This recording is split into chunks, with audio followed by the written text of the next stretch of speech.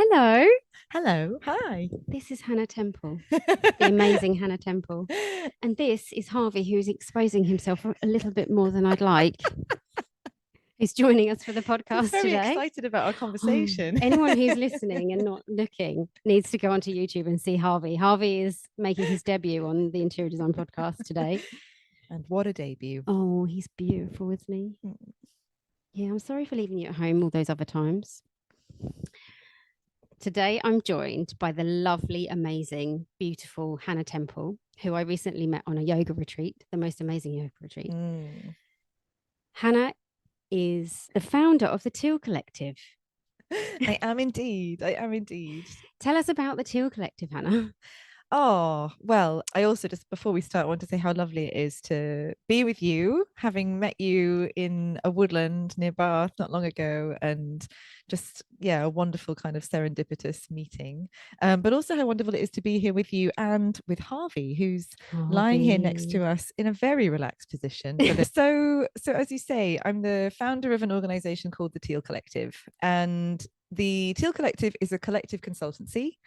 We specialize in helping organizations to learn from nature and to become really regenerative forces in the world. And I can say more later about why teal, if that's interesting, but maybe just as some other context in terms of some other hats that I wear that may or may not weave their way into our conversation today. So I recently had the honor and the privilege of being the Green Party's parliamentary candidate for the area where I live. I'm converted.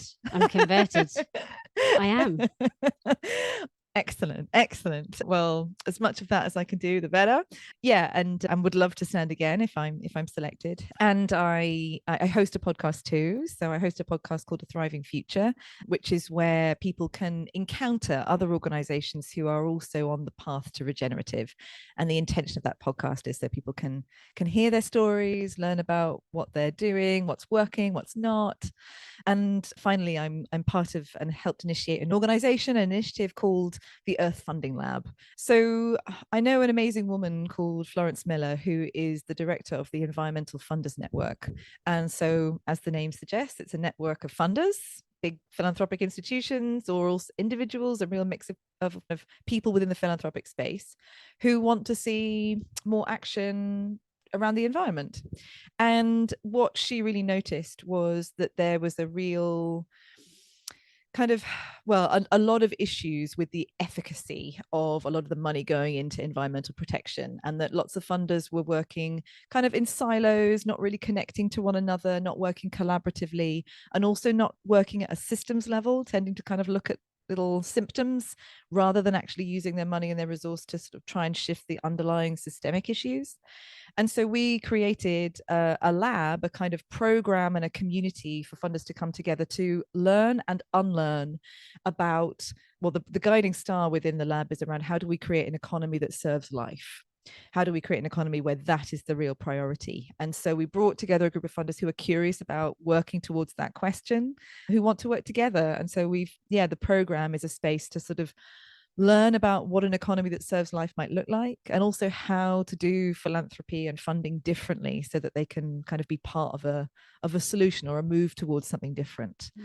Yeah, so it's really exciting. And actually, if anyone is curious to join, if anyone listening is in a funding position or role or curious about that world, then we're starting what we call the base camp training, which is kind of the on-ramp for the lab if anyone is curious. Exciting. Thank you. So after all that, you now know why Hannah is sitting with me, because she's amazing and she's got so much experience in the whole sustainability, regenerative area that I really wanted Hannah to come onto the Interior Design podcast to teach us a thing or two about how we can be more sustainable and regenerative in what we do as interior designers, or anyone who's aspiring to be a designer. So thank you so much for coming on. Oh, not at all. It's such a pleasure. So first of all, what advice have you got for interior designers? Oh my goodness. Well, I think probably a lot. And I think, and I tend to kind of avoid saying advice but I mean lots of thoughts, I suppose, around kind of the connection between interior design and the idea of being more regenerative. But maybe it's helpful just briefly explain what I mean by regenerative as a start point. So because the word regenerative, which is something which has really exploded in use, we're seeing it in lots of different sectors. It's really kind of a bit of a buzzword, but there is no kind of one uniform definition of what regenerative is or what a regenerative business is. So my definition, what I use, what I think is the simplest and clearest definition of it, is something that is regenerative is something that creates conditions for the greater thriving of life. And I think there are three key things about that definition which are really important to notice. One is that we're talking about thriving. We're not just talking about the survival of life. We're talking about its true flourishing, the optimizing of life's potential. So we're not just aiming for like a mediocre goal. We really want thriving. This is an ambitious thing. Secondly, when we talk about life, that's a really holistic understanding of life. So we're not just talking about humans. Obviously, we are talking about humans and all humans, but we're not just talking about humans. We're talking about all life on this planet, all of the animals, all of the plants, all of the bacteria, mycelium, viruses, all of the life on this planet. We're talking about life thriving. And crucially, we're not just talking about life thriving now. We're looking at what is the greater thrive? What can we do to support the greater thriving of life into the long term, future generations of life on this planet, and that holistic balance of interconnecting life.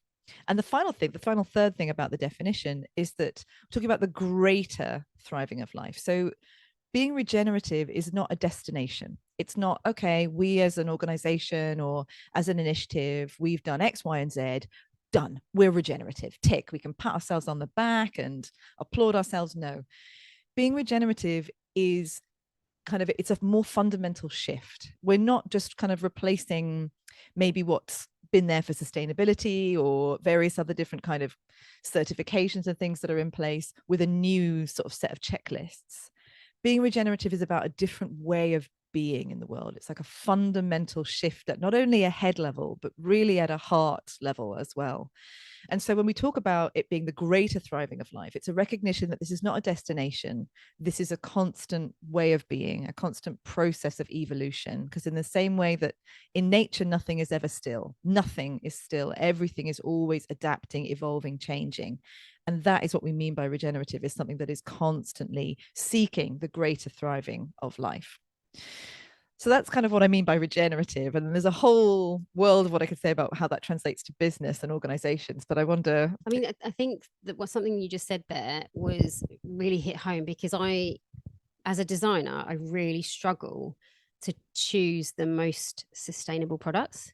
I want to do that all the time, and I try and do that all the time. But how do I know? And actually, I think that by you saying, it's a constant thing, it is about working with people to try and get that, that shift, isn't it? It's about working with suppliers, because suppliers aren't going to just change from cradle, into cradle to cradle if that's not what they've been doing before, for example. So if you are working with the suppliers and that you're looking for sustainable stuff, and you do choose sustainable stuff when you can, I feel like I don't feel so bad. Do you know what I mean? I constantly go, I don't know if I'm doing this right in terms of sustainability, Yeah. And I think the issue, like I say, is it's more of a systemic problem, because it should, in the same way as I don't think it's, right that any individual, when they go to the supermarket, is like, do I buy the organic apples or the local ones or the fair trade ones?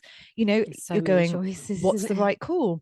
And really what I think should happen is that, at a systemic level, we should only be offering products in stores that meet minimum criteria, and that it shouldn't be down to the individual to have to do 10 hours of research to decide what carpet to buy.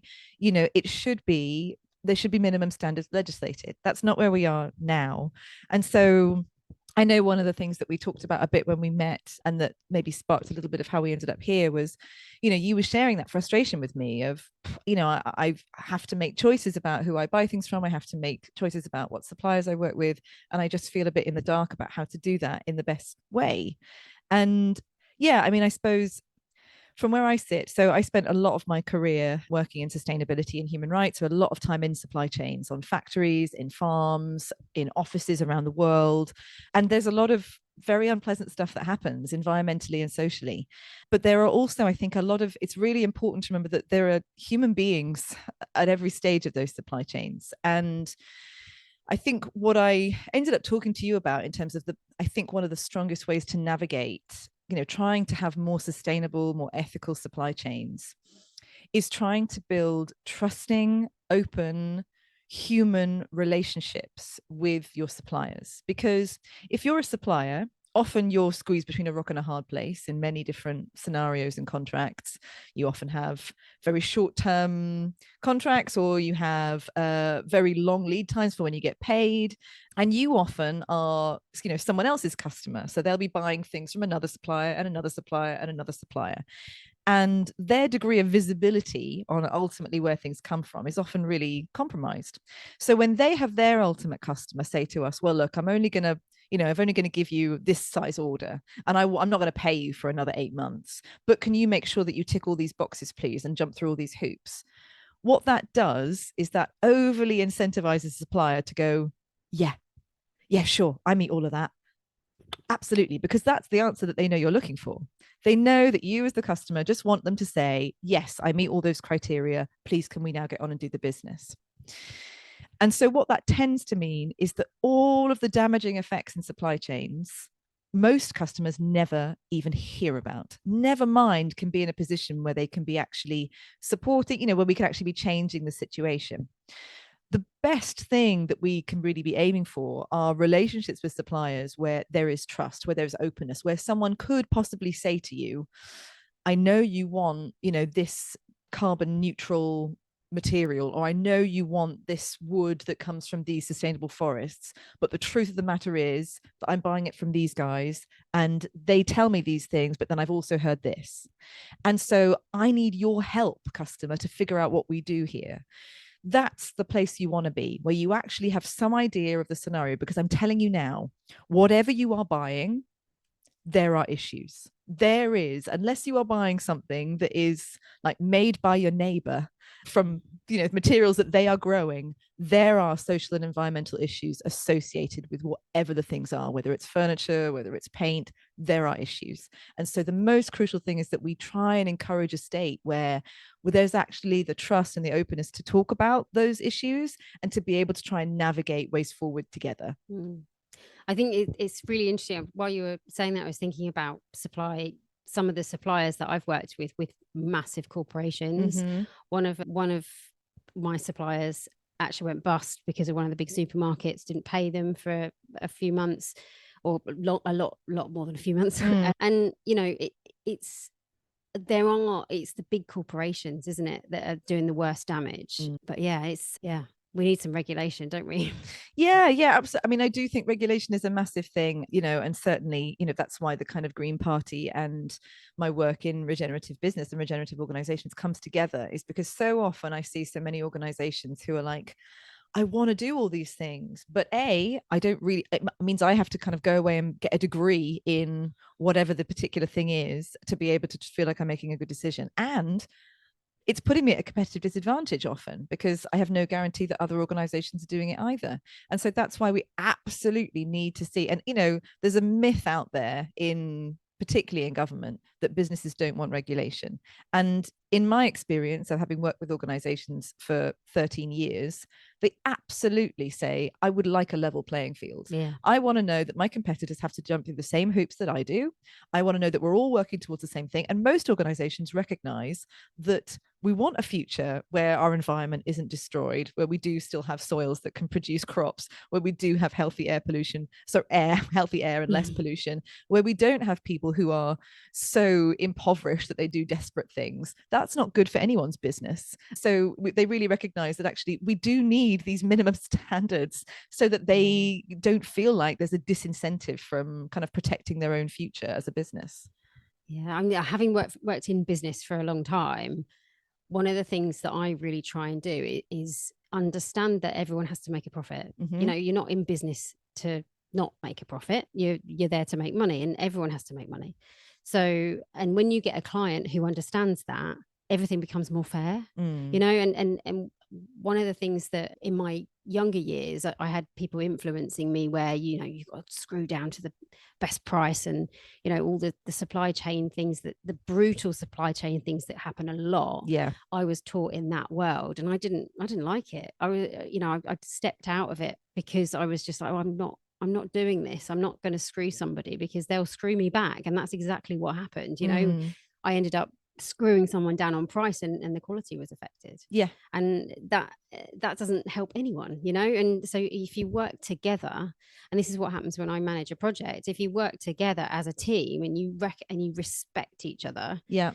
then you get a better product out of it. At the end, you get a better service. And that's the same thing with the environment, isn't it? Yeah, absolutely. You know, and as you say, the kind of the cost savings that you get through that kind of approach tend to be very short-sighted, or even maybe not even there at all, because as you say, there have been certainly organizations that I've worked with before who've had a similar approach, you know, really pushed their sales teams to be aggressive at cost cutting and so on, and then there's ended up with a huge scandal of, you know, a child's labor has been found in one of their factories, and you're going, well, you kind of You there was, make it happen. yeah, exactly. What other option did they have? Or, you know, huge long hours being worked because they've placed a huge order at very limited time frame.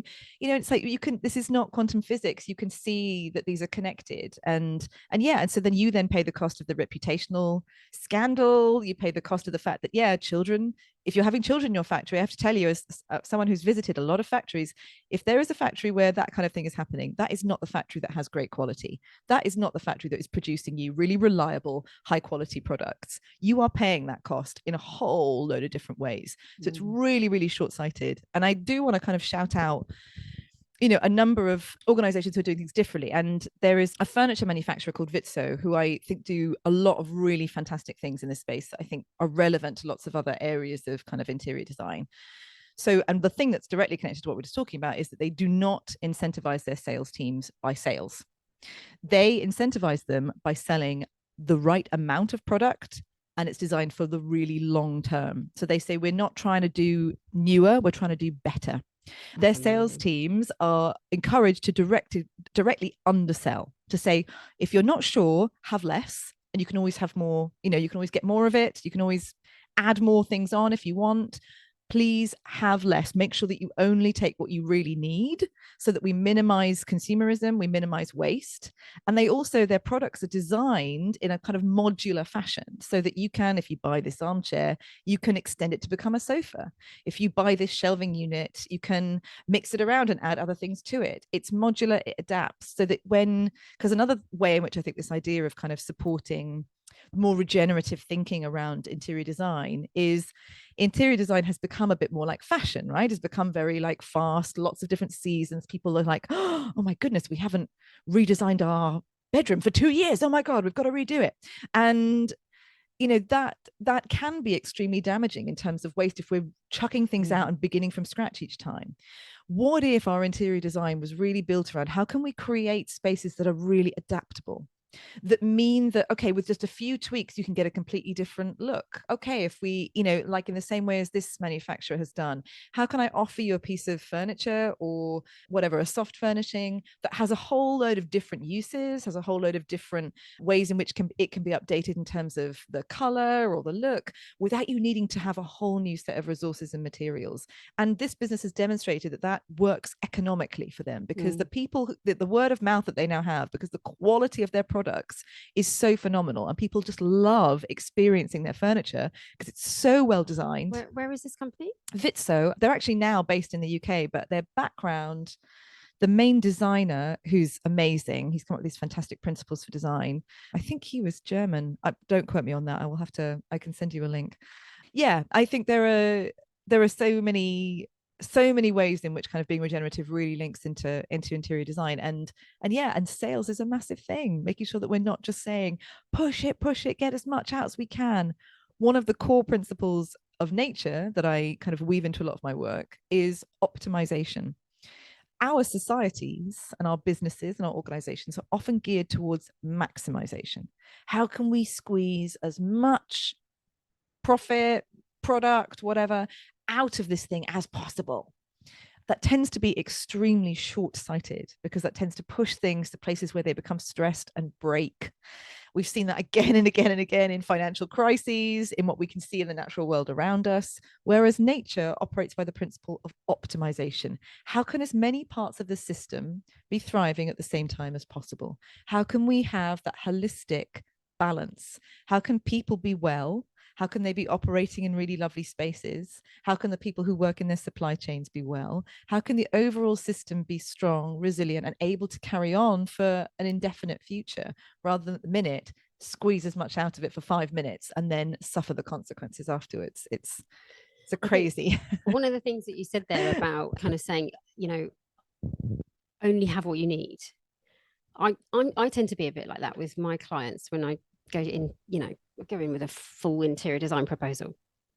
And I quite often go, if you don't need all of this, don't have it. Like, I don't want you to have anything you don't want, And I think when you behave like that, it actually builds trust, because I'm busy enough. I don't need all of this work. If you've got a massive project for me, great. But if you haven't, I'll find one somewhere else, So when you have that attitude, people tend to be a bit more trusting. Whereas if you're kind of desperate to get the sale kind of thing, people tend to be like, oh, what do they want out of me? Whereas if you kind of go, well, there's my proposal, don't have it if you don't want it, only have what you need.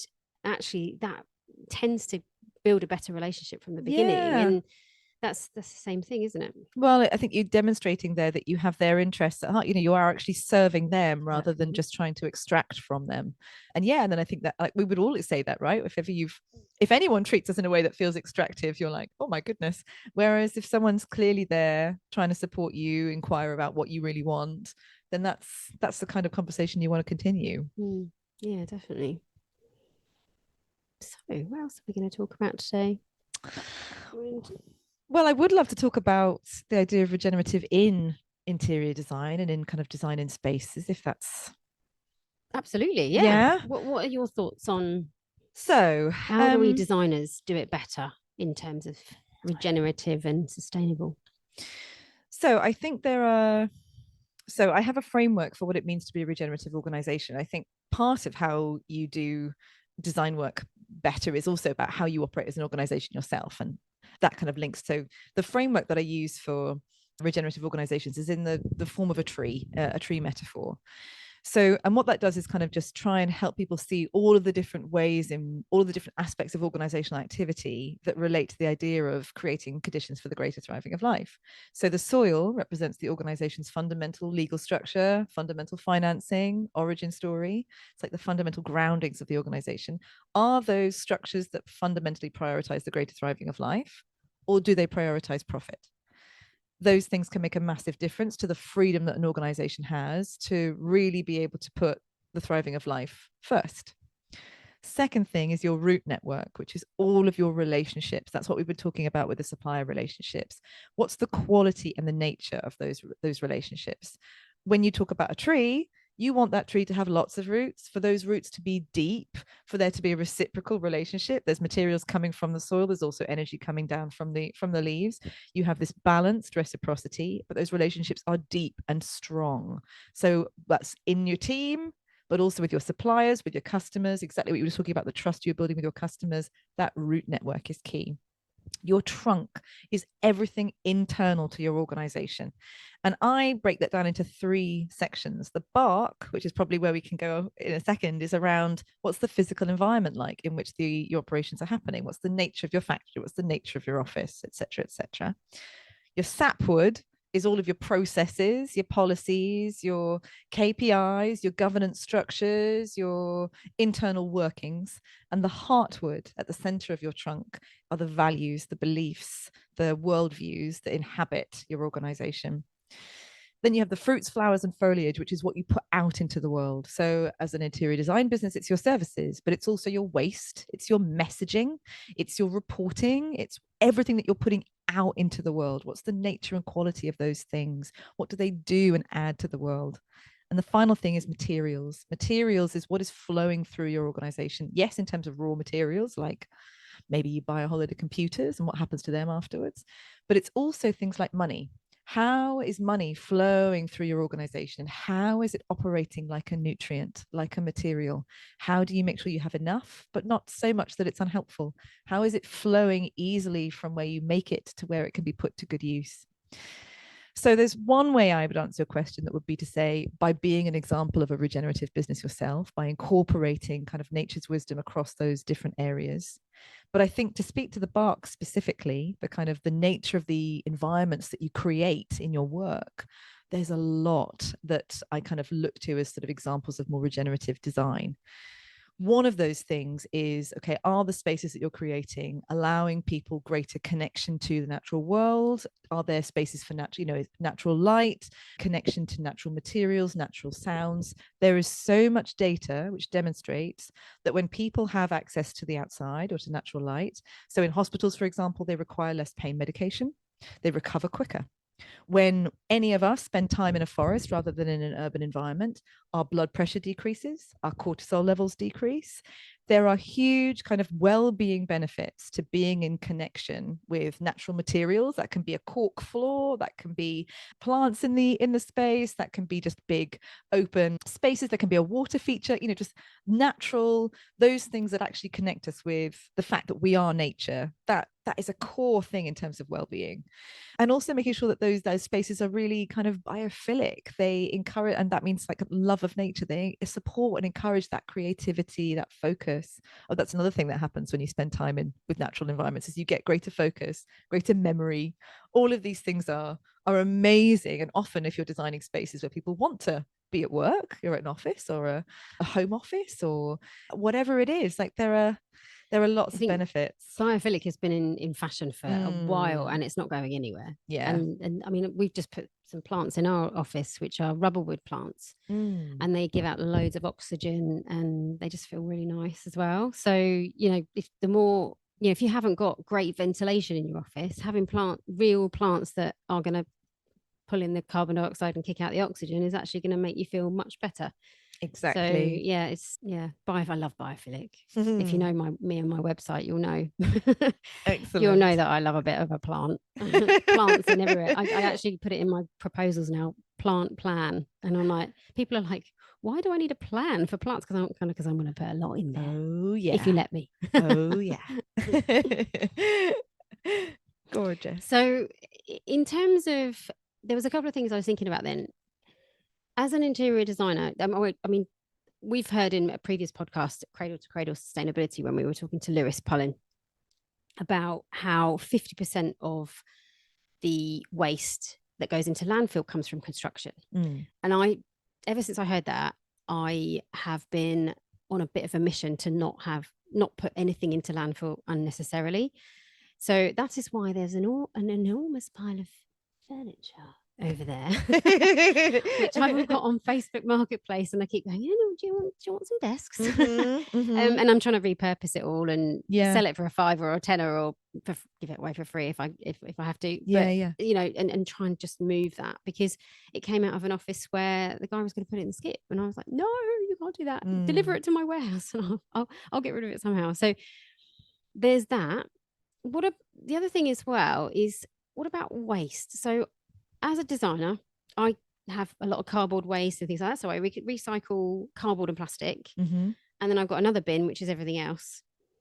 But in a corporate environment, we don't have a food bin like you would at home and stuff like that. So in terms of recycling, how do I do that better? Is there any organizations that will recycle more than just, because we're with Viola, I think it's Viola. Yeah. So absolutely. And you're talking about specifically like within your office, your like immediate operations. Designer, you've got rubbish. Where do how do we better recycle as a business? Because these guys are like, oh, that's all we do. We don't recycle food. Yeah, and most people won't have a choice over the kind of local authorities, choice of contractor for your waste disposal and things. So there will always be limitations to that. But I would say two things. So firstly, it's about the choices that you make initially. So obviously trying to prevent anything, because ultimately what we want to get to, and certainly again if we look at nature, there's no such thing as waste. everything that's produced forms part of a new cycle. And I know the idea of kind of circular economics and cradle to cradle, like these have become very, very popular and much more kind of more widespread. But absolutely, the idea of waste should become redundant. You have resources that change. Okay, so there was a desk. Now, what does it become? What are the different phases of the life cycle? Because there should be no waste. There is no waste in nature. Things just form part of different cycles. That's really what we want to aim for. Where we are now is so doing what we can initially to think about the things that we bring into our organizations, to sort of think, well, is this something that's immediately going to create a load of redundant waste? Is this going to be something that, like there's going to be a load of packaging on it that I'm not going to know what to do with, or this is designed to only last for 2 years, and so in 2 years I'm going to have this challenge or whatever.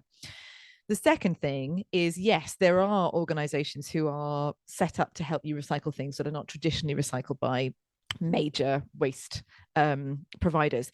So TerraCycle is terrible name, but TerraCycle is an amazing initiative.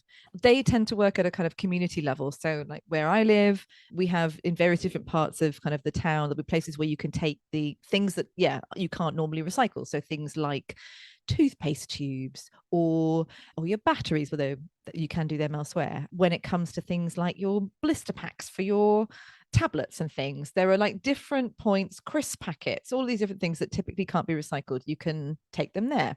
So I think depending on the nature of the waste, again, waste in inverted commas, but of the nature of the materials, the resources that you find yourself kind of not knowing what to do with, it would be interesting maybe within your industry to see whether there are specific places, like if there are things like, because again, furniture must be a massive, huge, a massive thing where there will be outlets, avenues for that. And I think more and more people and organizations are recognizing the need for that support, and more people are interested in upcycling, second life, pre-loved. It's become a major thing. And I think as an organization, the first thing you want to do is prevent that in the first place. Try and make sure that you're not choosing things that are going to not last you for a really, really, really long time. But secondly, if you do have things that you can't make use of anymore, to really, really try and make sure that they have an opportunity to just form, enter a different phase of their life cycle rather than, just being shoved in the ground. Yeah. And this is the thing, is the thing about construction and interior design is you are kind of ripping it out and starting again a lot of the time. And I always look at everything from how can I recycle that? How can I reuse that? And then clients like, no, I've had that for 20 years. You can't reuse that. And I'm like, yes, you can. It's made of wood. Yeah. And it's fine. I just need to fix it up and it'll be, put a new upholstery pad on it. And, that kind of thing. I think having that attitude with everything, because I'm a bit of an eco warrior when it comes to that.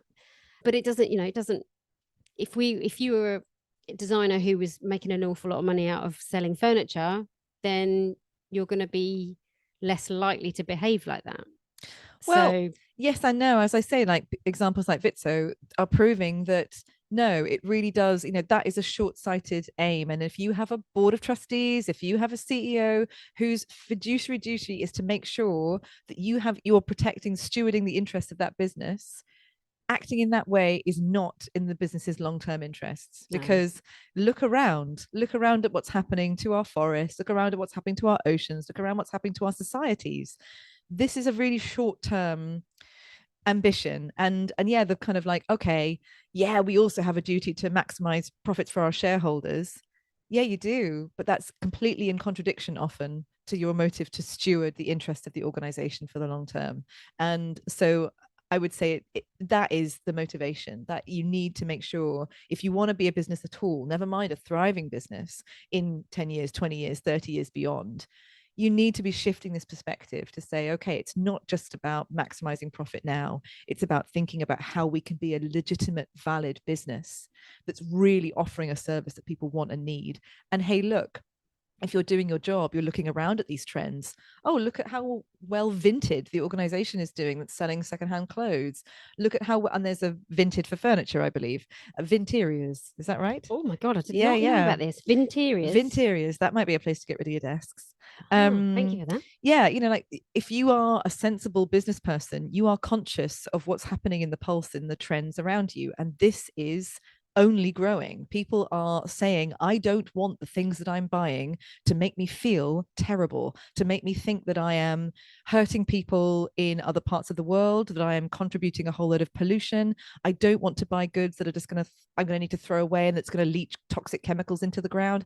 I don't want that. My children are looking at me and going, why aren't you doing things better, mummy, daddy? You know, everyone I'm speaking to is feeling that pressure, is recognizing that there is a responsibility for all of us, no matter what job we do, no matter what sector we work in, to be doing everything we can to try and support the greater thriving of our planet and all the life on it, the people who we know and love, and all the people who we have yet to meet.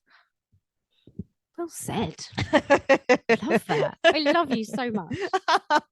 Oh, likewise. This is why I brought Hannah on board. She's so passionate about what, you know, you're so passionate about what you do, and you just live it. It's great. when Hannah and I met, we met and we were like, oh, hello, sat next to each other at having dinner, eating our vegan food in our yoga retreat. And we were both like, oh, you know, I've got a podcast. Oh, I've got a podcast. Oh my God. But yeah, no, we were chatting all night that night where we were like trying to put the world to rights about sustainability. And I was like, oh my God, you're amazing. Oh, well, likewise, that was just such an amazing retreat full of awesome people. And yeah, it was just a delight always to kind of meet people that you can just geek out with. Yeah. We did yoga last night. Hannah was like, I'm coming up to Essex. Can we do yoga and do a podcast? I'm like, yes, definitely. So what else have we got to talk about? So you are one of the initiators of the Earth Funding Lab. Can you tell us a bit more about that? Yeah. So the Earth Funding Lab comes from an amazing person I know called Florence Miller, is currently the director of the Environmental Funders Network. And as the name suggests, that's a network of funders who are passionate about trying to support environmental causes. But what Florence and many others have noticed is that the philanthropic space, despite the huge resource and capability that sector has, that even though a lot more money has gone into environmental causes, we haven't seen a kind of comparable impact. And there are lots of reasons for that. Partly it's because funders have been working in little silos on their own little pet projects and not connecting to each other. Partly it's because environmentally people tend to have been focusing on kind of symptoms rather than systemic causes, not really kind of working with the overall system. And so what she and a gentleman called Andres from an organization called the Bioleadership Project, we came together to sort of say, well, can we create a space to allow funders to operate differently?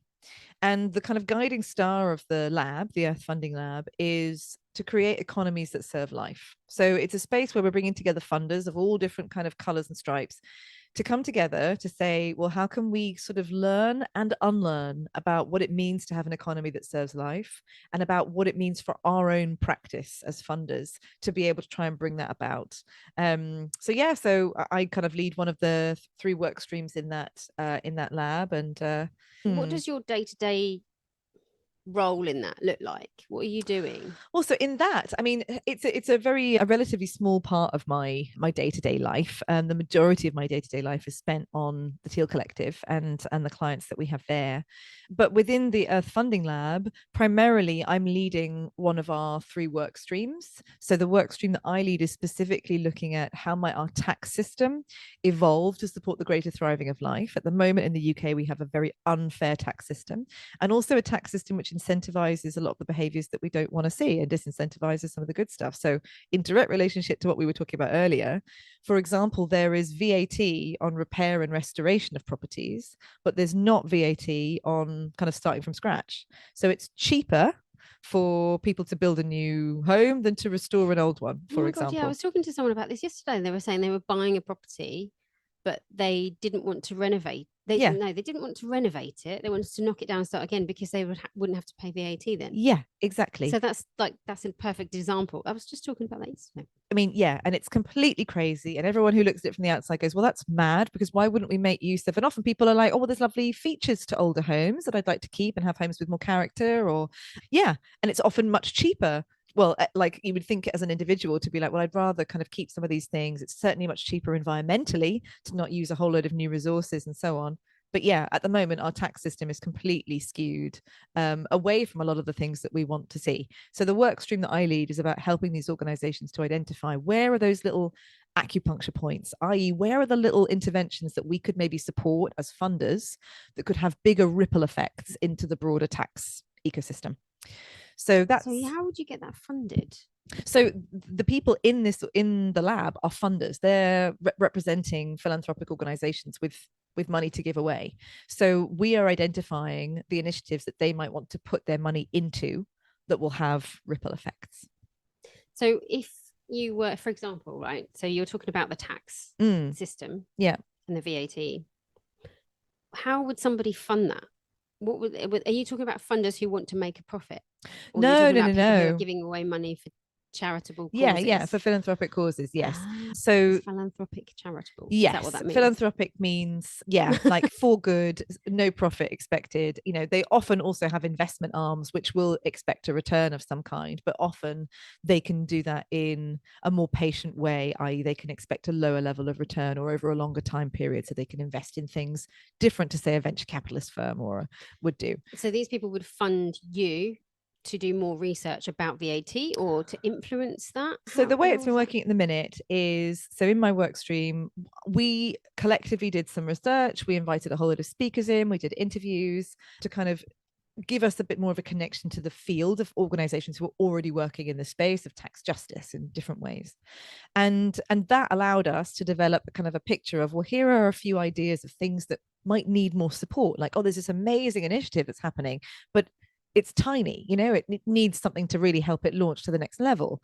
Or we identified a theme where there's a whole load of fantastic kind of pockets of work, but they're not well connected to each other. So what if we helped to either bring them together through an event or hired someone specifically to be what we call an ecosystem weaver, to connect those spaces, to help them to meet and know one another?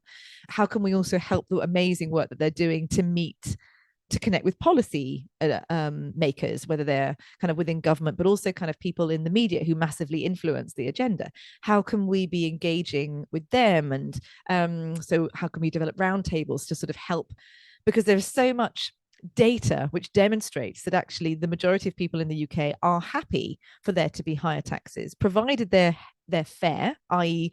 overwhelmingly on people who are much richer. So the majority of people wouldn't pay more, but the wealthy people and institutions pay more tax in order to fund the stuff that we collectively want, that we do want good public services, and we do want a just transition. We don't want our future to be completely trashed by climate change. We would like our children, our grandchildren to have some kind of feasible future.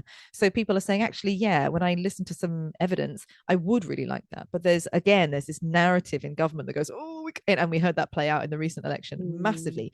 We can't possibly talk about increasing taxes because people freak out. And we go, actually, if you increase the taxes on people with over £1 million worth of assets, for example, by 1%, and you increase people who have over £1 billion of assets by 2%, you get over £50 billion of income every year into the government, which more than resolves the restoration of the NHS. If you make sensible choices with tax, you can really dramatically transform society. But there is an absolute cowardice in our current leadership to actually be able to talk about this topic, because they're just afraid people will go, oh, I'll run away from that. And it was just devastating, I think, to see the really damaging rhetoric in the recent election, where it was just like, taxes are evil. And it's like, it really depends on what tax you're talking about and on who. I think most people would agree that fossil fuel companies should pay more tax. I think most people would agree that Google should pay more tax. I think most people would agree that Rishi Sunak should pay more tax. It really, really depends what you're talking about, and it's been used as a massive excuse to not make some really important decisions that would benefit all of us. I know. Was that actually a noise? That was a noise. Harvey's fallen asleep. Are you all right, darling?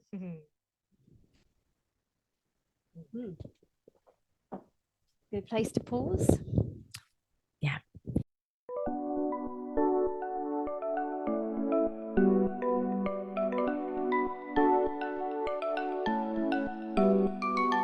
Sounds good. That was a nice little break. We just started going off on a tangent there, and we were like, we need to press record. Some good stuff. Cross my legs, I'm getting comfy now. Harvey's having a right cuddle with Hannah. He likes you. So nice. He knows that you're a super person. Oh, thank you, Harvey. So just to summarize, as a designer, if I was to say, make a point of every time I have a supplier meeting to talk about what are you doing to be regenerative? What are you doing to be more sustainable? How are your products adaptable and built to last? Is that a good thing to start doing? I think in terms of supply, I think asking questions is a massive thing. I think starting with that it's really important to you and that it's a key part of how you want to do business, whether you're talking to a supplier or a customer, is key. I think it completely then just sets the frame. And I think it's often really surprising. People have an assumption about what won't be important to people. They're like, oh, if I mention this, customer's going to think I'm barking up the wrong tree. No, it's been really interesting to me in so many spheres of life when you've just gone in and been honest and said, this is something that I really care about. How many people have been relieved to have the permission to say, oh, me too. And I'm so glad that we can now talk about that. So be honest about it being a priority for you if it is. And I'd say, secondly, I would say be upfront about wanting to build long-term trusting relationships, to say, look, I want to build a relationship with you, no matter what that context is, that is not just about a transaction, that I want us to be able to be honest with you about the challenges that I have in my business and for you to have in yours. And you may not be able to say it like that in each meeting, but like you said earlier, to be cultivating intentionally relationships with customers where you can say to them, look, I obviously need to make a return on this, and that understanding is there, and where your supplier could say the same thing to you and go, if we do that, then we're going to have to cut this corner, and how do you feel about that? So I think that's a massive thing, is trying to build relationships with that trust and vulnerability and honesty in. So what if a designer wasn't as in a position that I am, where I can say no to something if I don't want to do it, and they needed the work? Would you have any advice for someone like that? Yeah, I think that's a really important question, because I think there might well be lots of people thinking, oh, well, this is all very well and good if you've got enough money coming in. And I think that is a really crucial question, because as with the tree framework I mentioned earlier, when you think about money as a nutrient, you don't want too much. No organism out there wants too much, but you also need enough. It's absolutely crucial that this is not about sacrificing yourself. This is about making sure that you have enough to do the work that you want to do well. So it absolutely is crucial that you have that. I would say that from the experience of setting up the Teal Collective, when I set up the Teal Collective, what I did intentionally was to try and make it really lean, really low overhead, so that I'm never in a position of having to compromise our values, our principles, what we're here to do, because I need to get that job in. Because there might be a scenario where that happens at some point, where whatever, I fall on hard times and things change. But the intention of the business is to try and reduce those overheads as much as possible, so that I'm not in the place of going, oh my God, I have to pay 10 salaries at the end of this month, so we have to take this job, even though it's totally not in line with our values. I want to avoid that possibility as much as possible. So I would say that you can never, I'm certainly not going to sit here and say that person out there, if you're in a position where you have to take a job because you need to survive, you have to. I'm certainly not going to tell you not to do that. But I am going to say that you can try and design your own organization from the beginning to give you as great a chance as possible of being able to prioritize the values that you care about. And so maybe it's about making it a lean organization that means that you can really adapt and respond to the scenario and not have to compromise. It's also about some of those fundamental questions, like I mentioned earlier, like setting yourself up organizationally, legally, as an organization that can prioritize the greater thriving of life over profit. If you set yourself up as a shareholder and organization with a company, a limited liability company, the overwhelming legal leaning, you are immediately setting yourself up in the direction of prioritizing short-term profit. The organization that I run is an organization limited by guarantee, which is a legal structure available in the UK, which means that legally my organization can only ever use the money that it gains for its purpose. It can never be something that I sell and make millions of pounds from. It means the legal structure guarantees that the money that comes into this organization is used to further its mission. So there are lots of things that you can do as an organization to making the regenerative choice more easy, make it more natural, the sort of general direction the organization is pointed in. But absolutely, you need to make sure that you have enough nutrients. But often the answer to that is by asking yourself, do I really need to have 10 offices? Do I really need to have X, Y, and Z? Or can we do things lighter in a way that means that we can actually prioritize the quality of what we do? Yeah, I mean, just while you're saying that, I was thinking in COVID, we got a lot smaller, our business, completely restructured. And we're now a much smaller business in terms of people. But I subcontract out when I need to. And we're a lot more profitable, and we're a lot less wasteful in terms of the way that we work, because we've restructured and made it smaller. And that has put me into a position where I can say no to things. If I've got a client who's behaving badly or saying that they don't care about the environment, for example, not that anyone's ever said that to me, but I can say no to things and stuff like that. So. And I think that's priceless, isn't it? Like that ability to be able to say we can act in congruence with our values. That's something that, how free is that? And the kind of amount of well-being that brings is really hard to put a price on. I wouldn't be doing this podcast if that hadn't happened. Exactly. Yeah.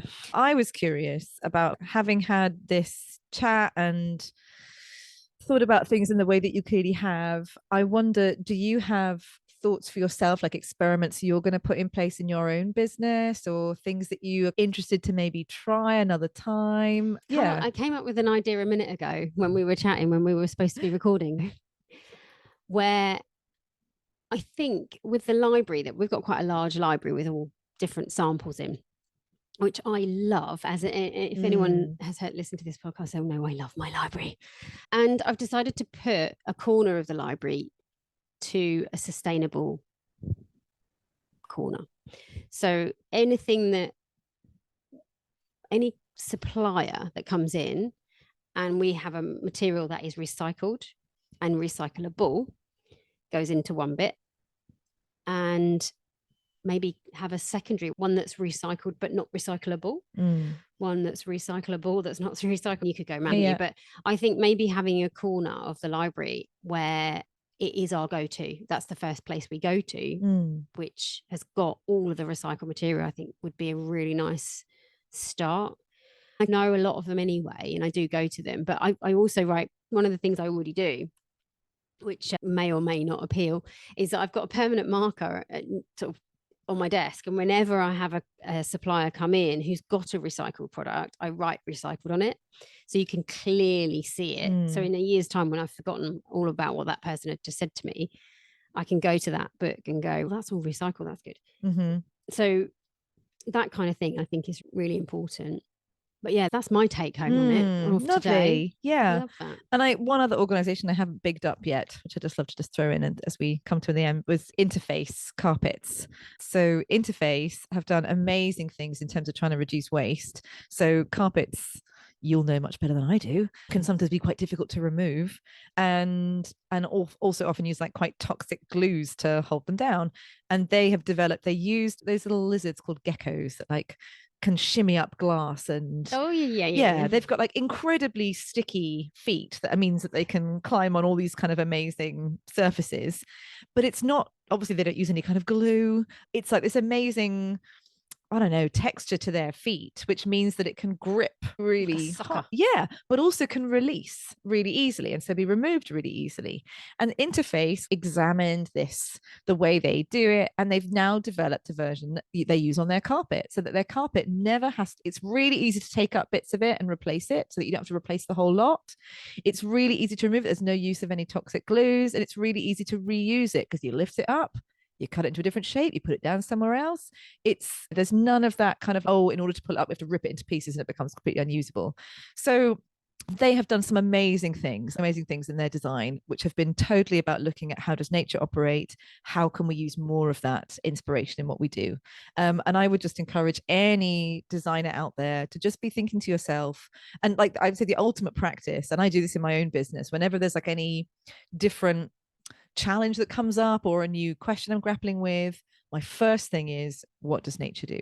Go outside, have a walk around, and be like, when nature has this problem, whatever it is, what does it do? what happens. There's actually an amazing website called Ask Nature, which you can actually type your question in and it will tell you like, oh, this is how nature responds to this if there's a precedent. Yeah, that is just the ultimate source of inspiration. When I talk about what it means to be regenerative, creating conditions for the greater thriving of life, the great news is we already have the world's best teacher, because nature has been creating conditions for the greater thriving of life for 3.8 billion years. We have all the wisdom, all the answers that we could ever need. We just need to learn to listen and to use it. So it's, yeah, I think it's actually a really reassuring thing to remember, that when you're grappling with something and it's, oh, how on earth am I going to do this? So often the answer is just like under our noses if we learn to look. Well said. I just want to say thank you so much for coming in. I really appreciate it and respect your time for coming in and doing this, because I know you're a very busy lady doing all the things that you do. And yeah, no, I really appreciate how you've taken the time to want to educate designers as well. So thank you from our community, because I'm sure everyone will have a take home from this. And yeah, thank you for coming on. Oh no, Hannah Temple. Oh, thank you so much for having me. I want to make a round of applause. The amazing Hannah Temple. I'd be bowing to those of you not watching, but yeah, thank you so much. Such a joy to be here with you, with a friend. So lovely. And I've actually just remembered one last shout out, which is just on the point of designers. I'm part of something called the Life-Centered Design School, which is run by someone else. I just chip in as a contributor, but it's a beautiful initiative. I'd really recommend anyone checking it out. Life-Centered Design School. So I'll put all of this in the notes. Yeah, and your contact details in the notes as well. Of course, please be in touch. Yeah, and seriously, the Green Party, I never thought that I would be there, but meeting you and listening to all of the things that you said, I actually am totally in, and I really wish I'd voted now, because I didn't vote because I was just like, I'm not voting for them lot. And now I'm like, I wish I'd voted for Hannah. Oh, green. That's just amazing to hear. I do think things are really changing. And yeah, I certainly had never had any interest in being a politician ever growing up, but I just, like we talked about earlier, legislation and regulation has such a massive impact on our lives and our jobs and every aspect. And it just seems to be pointed in just the wrong direction. And I think I just got really sick of waiting for better politicians to come along, and just felt like if we want things to be different, we need to use every channel available to us. And so if you are curious out there, get involved, find your local parties, get involved in it. I would just really recommend it, and make up your own mind about what's right for you. Just so you know, the day after I met Hannah, I told her that I think she should be the Prime Minister. And I genuinely think that. I think she would be amazing. Just saying. I'm going to leave you with that note. It's on the record now. Thank you for listening to the Interior Design Podcast. See you next time.